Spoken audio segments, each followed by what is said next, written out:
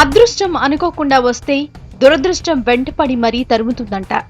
Husnabad MLA Praveen Reddy విషయంలో ఈ మాట అక్షర సత్యమవుతోంది. గత అసెంబ్లీ ఎన్నికల్లో అదృష్టం కొద్దీ టికెట్ దక్కి విజయం సాధించిన ఆయనకు ఈసారి మాత్రం సిపిఐ రూపంలో బ్యాడ్ లక్ వెంటాడుతున్నట్టే కనిపిస్తోంది. కాంగ్రెస్ తో పొత్తుల చర్చలు కంటిన్యూ చేస్తున్న కామ్రేడ్లు హుస్నాబాద్ ను పట్టుబడుతున్నట్టు తెలుస్తోంది.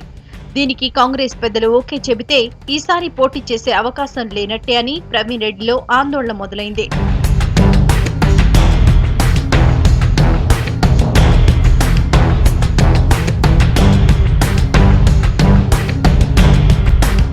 సిపిఐతో పొత్తు లేకున్నా ఈ ఎన్నికల్లో ప్రవీణ్ రెడ్డికి చెక్ చెప్పేందుకు పార్టీ డిసైడ్ అయినట్టు తెలుస్తోంది.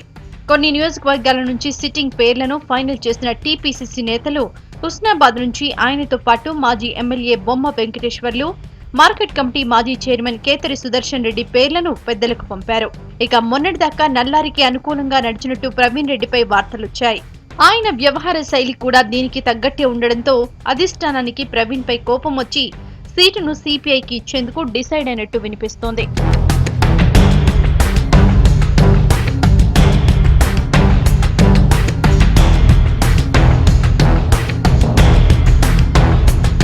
ఇక 2004లో హుస్నాబాద్ నుంచి పోటీ చేసి గెలిచిన చాడ వెంకట్రెడ్డి 2009 ఎన్నికల్లో అప్పటి రాజకీయ పరిస్థితుల కారణంగా ఓడిపోయారు. దీంతో ఈసారి ఎవరితో పొత్తు కుదిరినా ఈ స్థానాన్ని సొంతం చేసుకోవాలని ఎర్ర పార్టీ నేతలు డిసైడ్ అయ్యారు. పొత్తు కుదిరితే పోటీ చేసేందుకు వెంకటరెడ్డి రెడీ అయ్యారు. ప్రజల్లో ఉండేవారెవరు, ప్రజల కొరకు ప్రజా సమస్యలు పరిష్కరించేందుకు ఉద్యమాలు చేసేవారెవరు, లేదా అసెంబ్లీలో బయట ప్రాతినిధ్యం చేసేటువంటి ఒక పట్టుదల కలిగినటువంటి నాయకులు, కార్యకర్తలు ఎవరు అనేటువంటిది ఒక చర్చ జరుగుతూ ఉంది. పాజిటివ్గా ఉంది అనేటువంటిది ఒక అభిప్రాయం. మరోవైపు ప్రవీణ్ రెడ్డికి కరీంనగర్ ఎంపీ పొన్నం బాసటగా నిలుస్తున్నారు.